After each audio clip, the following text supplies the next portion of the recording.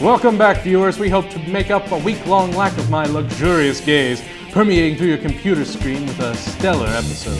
We've got Whitney Perry giving us the latest Hollywood headlines, Angelica Watts telling us what's new in the world of TV, and more. So get ready to peer into the holy fountains of good and evil us mere mortals have the outstanding privilege to witness, also known as Aiden's Eyes. Because from Ball State University, the real deal starts now.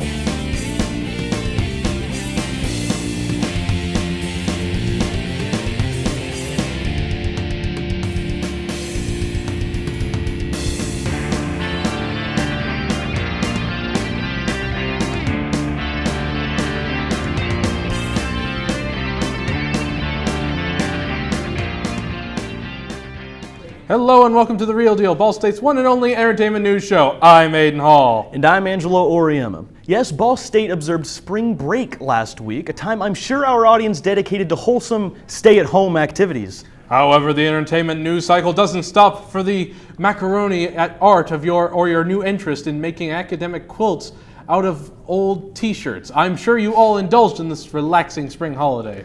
Here to deliver us the latest in Hollywood headlines is Whitney Perry. Whitney?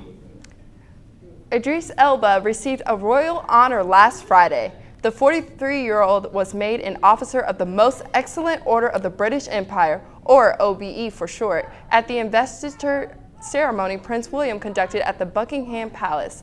Elba brought his mother to the ceremony. He posted a photo of him and his mother on his Twitter page. He wrote, "Made my mom very happy today." Elba had in December been named OBE recipient. He was put on William's grandmother, Queen Elizabeth II's annual New Year's honors list. Congrats to Idris Elba. John Boyega, who starred in the Star Wars The Force Awakens, spent his Friday delivering toys to sick children at the Royal Hospital in London.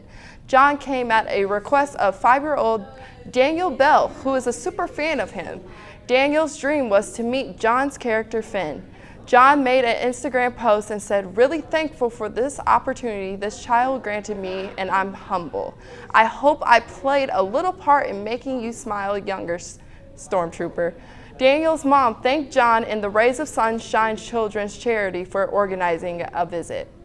H&M have announced that Caitlyn Jenner will be participating in the retail sports campaign. H&M chose Jenner because they wanted to show diversity in a range of personalities. They wanted their advertising to inspire many people. Caitlyn Jenner will also be partnering with MAC Cosmetics. Congrats to Caitlyn Jenner and good luck. That's all I have tonight. I am Whitney Perry. Thanks, Whitney. Glad to hear Idris was able to make his mom happy. Have you made your mom happy recently, Angelo? Now that you mention it, I actually drew her a picture while I was home. What was it of? All the wholesome activities I picked up during spring break. It's a panorama of me cooking, making macaroni art, and me throwing rocks at garbage trucks while screaming, "You're just the roaring metal shark that consumes indefinitely." You know, the simple things. Indeed. Anyway, since we were gone for a whole week, we figured we'd double down on news, and we're not talking about keeping hundreds of cans of tuna in your trunk. What? That was a reference to Neil Breen's classic film Double Down, which is something everyone needs to watch immediately. Anyways, here with the latest in TV is Angelica Watts. Angelica? Gather around, Scream Queens fans. We have some major news. While Emma Roberts confirms that she is definitely returning as Chanel Oberlin, TV's reigning Queen of Mean, for the Fox horror comedy's second season, the status of the rest of the cast has remained a mystery until now. Lea Michele, Billy Lord, Abigail Breslin, Keke Palmer, and Jamie Lee Curtis have all announced that they will officially be a part of Season 2 during Scream Queens panel at the Paley 20 Fest 2016 on Saturday night. Also returning, Niecy Nash as fan favorite Denise Hempfield and Glenn Powell. However, fans will have to wait a bit longer to find out the fate of Skylar Samuels and Oliver Hudson. As for plot details in the upcoming season, fans learned the Chanels will study to become doctors. Dean Munch will also buy a hospital where Zayday will serve as an employee. Ryan Murphy is set to move the show off of a college campus into a hospital in the new season, with the source telling E! News that the show will be introducing 4 new male cast members who will also play doctors. Expect them to be in their late 20s, early 30s, and probably hot. Duh! I personally can't wait for the new season. But sadly, ABC Family fans or more presently known as Freeform, will be saying goodbye to one of their favorite shows. Yes, it's time to say farewell to one of Freeform's longest running shows. Switched at Birth will end after its upcoming 5th season. Creator Lizzie Weiss announced in a heartfelt Twitter post, "This season of Switched at Birth will be our final one. We are ending the show after an amazing 103 episodes with pride, love, and gratitude," the showrunner wrote. The groundbreaking series followed 2 teenage girls who discovered they were, you guessed it, switched at birth at the hospital. One grew up in a wealthy family, another grew up in a working-class neighborhood, and after a childhood illness, lost her hearing. The show incorporated sign language via its unprecedented portrayal of the deaf community. The show is currently filming its 100th episode, written and directed by women. Writer Linda Gase and director Leah Thompson and the cast and crew have been posting emotional tweets all week long. The upcoming 5th season of Switched at Birth, which includes Milestone's 100th episode, will be the final season for the Peabody Award-winning series. The network confirmed to E! News in a statement, the 10-episode season will finale with a special 90-minute episode. Switched at Birth Season 5 will premiere later this year. Well, that's our TV news. Until next time, I'm Angelica Watts. Thanks, Angelica. You know, I was switched at birth, Angelo. Whoa, really? Yes, I was, but the parents I ended up with enjoyed my divine, impeccable eyes. So much they never traded me back. Well, you probably shouldn't admit to that on tape. It's pretty incriminating. Well, we better cut to commercial before I admit anything else, including Okay, stay with us. We've got Rob White in a music review and a whole lot more.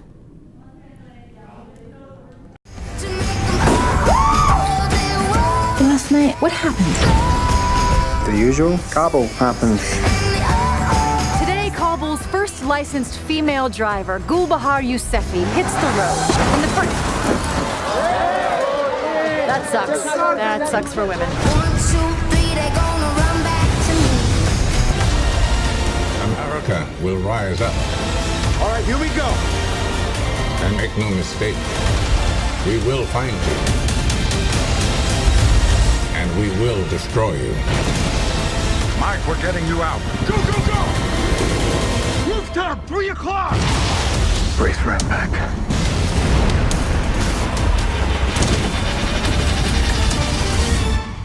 Oh my God. Dopinder. Pool. Dead. Why the fancy red suit, Mr. Poole? When a dude tries to make you a super slave and kidnaps your future baby mama, the time has come to be a superhero. Cue the music. Let's go give it to you. We gon' give it to you. Let's go give it to you. I only have 10 bullets, so you're gonna have to share. I am very turned on right now. Let's go give it to you.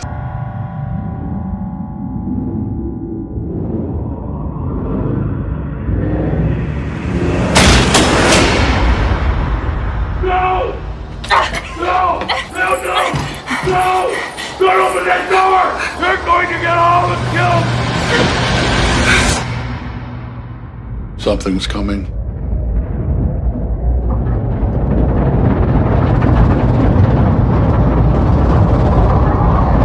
Start a howl. No! You are naked. For sure, we're a naturalist club. All the way down. Oh. Try everything. Life's a little bit messy. Try everything. We all make mistakes. No matter what type of animal you are, change starts with you. We gotta go. Whose car is it? The most feared crime boss, Mr. Big. Thanks for sticking with us. You know, people love surprises. Apart from the surprise phone call I just received from a sobbing couple saying, "You're our darling baby boy, taken from us at birth due to a clerical error at the hospital. We have documentation. Please prove it at home. Come home." Well, whether they're positive surprises or negative, surprises are more often than not more prone to grabbing the attention of their targets. That principle can be applied to the music world, with many major artists releasing their work completely by surprise, and their fans have a collective freakout. Here to review a recent surprise album from Kendrick Lamar is Rob White. Rob? Pimp, pimp, hooray, people. Earlier this month, music's favorite Compton rapper, Kendrick Lamar, released a surprise project to the public called Untitled Unmastered. The project includes 8 track demos, which are meant for his previous album, To Pimp a Butterfly, and instead of having real titles, each song is labeled with a corresponding number and date. With myself being a huge Kendrick Lamar fan, as soon as this project dropped, I was more than eager to stop what I was doing and listen to it start to finish, which I do not regret in the slightest. This album / EP / mixtape, whatever you want to call it, is an amazing listen. K-Dot furthers his themes that are still prevalent in his music, including his eternal conflict about his violence and dangers in his home of Compton, California, and his spiritual relationship with God. Being that these songs were intended to be on his previous album, To Pimp a Butterfly, we still hear that amazing jazz production that is layered all over this project. Some features include CeeLo Green, J-Rock, and Thundercat. Some of the songs on this project are actually ones we've heard before. On account, he performed some of the untitled songs live on shows like The Colbert Report and The Tonight Show with Jimmy Fallon. Another fun fact about this project is that producer Swiss Beats and Alicia Keys' 5-year-old son, Egypt, apparently did some production on track 7. My favorite tracks on this project include the lyrical masterpiece of track 2, the thought-provoking track 3, the great jazz performance of track 5, and the funky upbeat vibe of track 8. For someone who was nominated at the Grammys 11 times, including for Album of the Year, it goes without saying that this album is nothing less than amazing. This project is messy and all over the place, but in a very effective way. Kendrick delivers those great and very thought-provoking lyrics us fans know and love, and we also get that same live instrumentation we liked on To Pimp a Butterfly. Let me just remind you that these are his, quote, throwaway tracks that were deemed not good enough to be put on his last album. And in my opinion, these songs may be better than most of that mainstream hip-hop music I'm accustomed to. Maybe I'm just saying that because Kendrick Lamar is my favorite rapper, but even my bias towards him does not diminish his music. Untitled Unmastered is amazing, and even though we are only a few months into the year, it is my favorite album of 2016 so far. Having said all that, I'm giving this project a 5 out of 5 stars, and I highly recommend this album to any hip-hop fan. That's my review of Kendrick Lamar's Untitled Unmastered. I'm Rob White. Thank you, Rob. It really does feel like Kendrick can do no wrong at this point. During your segment, Kendrick sent me a field recording of him farting, and I can confirm that even Kendrick Lamar having a gastronomical incident into a microphone is better than most music today. Though we won't be playing any Kendrick farts, we still do have a great show ahead with Dylan Bateson coming in with a rant and Hannah Pulver with a review. Stay tuned.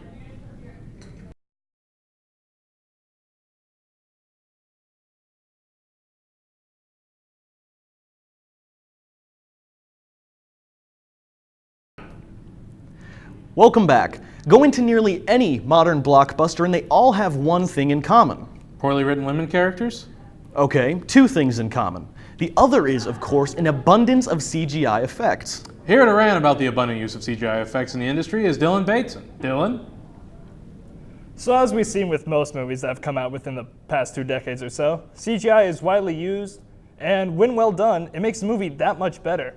However, the movie industry seems to like CG just a bit too much, and it's kind of taking its toll. Don't get me wrong, I love CGI when it's done really well and helps the story move along and help move the plot along. A prime example of this would be the CGI on Deadpool's mask in the Deadpool movie.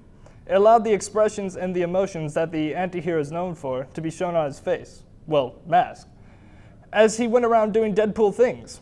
Without that bit of CGI, I don't think Deadpool would have been that much fun to watch or as successful. Otherwise, Deadpool would just look like a Spider-Man knockoff. Now, with something good being said about the CGI, let's look at the bad. An example of over CGI would have to be, and it pains me to say this, Hobbit: The Battle of the Five Armies. That movie was so CGI, barely anything looked practical. There was no feeling of realism when the armies clashed and started to fight each other. And that's what CGI should be used for, really, realism. Making something that clearly couldn't be realistic, making it look real and believable, and immersing the audience. Now, there can be a happy medium found between the practical and the CGI, and its name is Star Wars: The Force Awakens.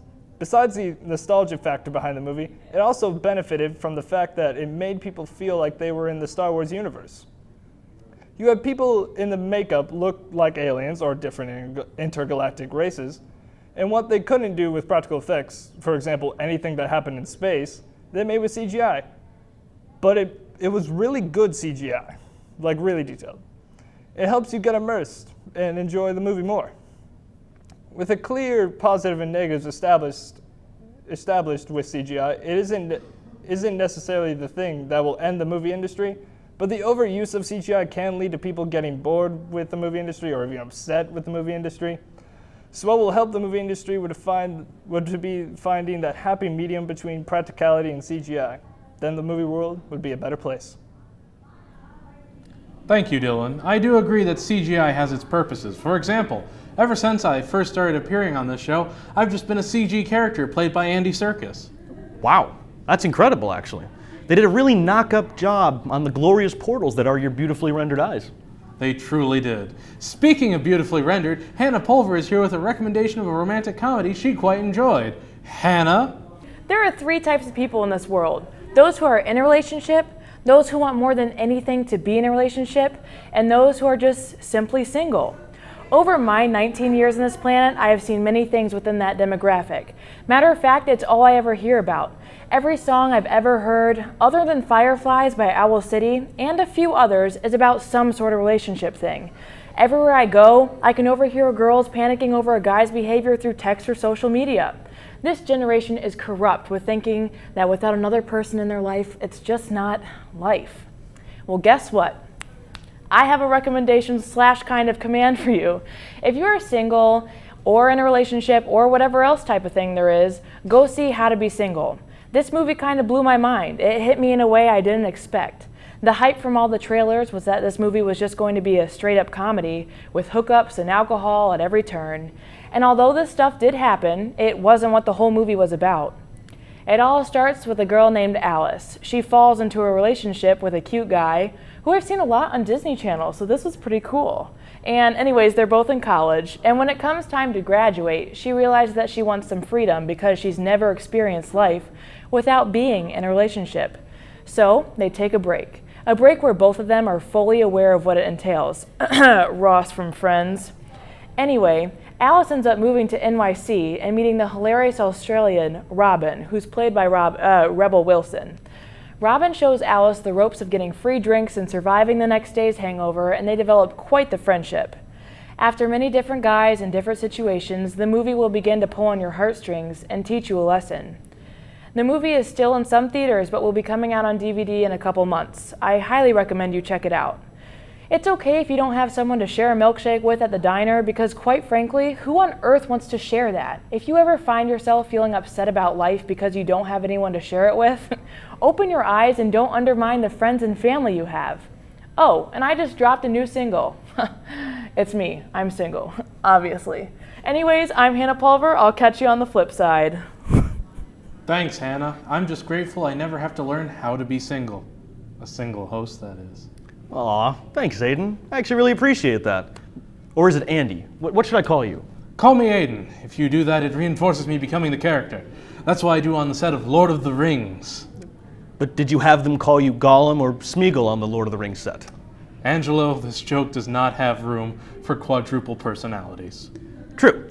Stay tuned then for our final word. So you're telling me that when this baby girl fell 30 feet, she hit her head just right, and it didn't kill her, and it didn't paralyze her. It healed her. Yes. That's impossible. This is a little hard to believe. There's a lot of people out there that are just looking for publicity. A lot of people think we're crazy. You either roll with it or you get rolled on.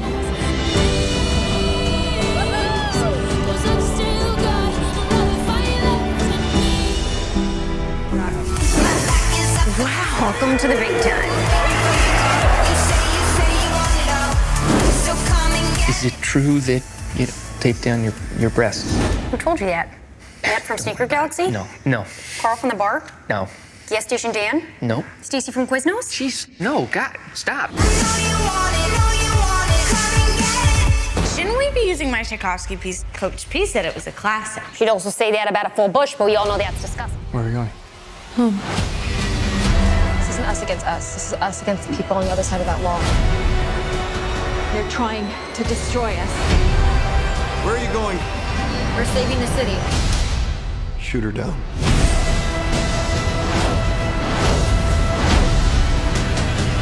Pull up!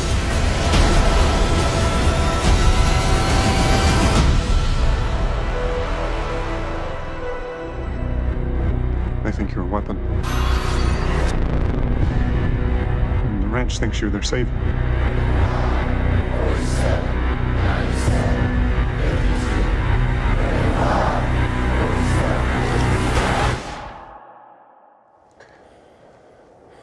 Dad. It's okay.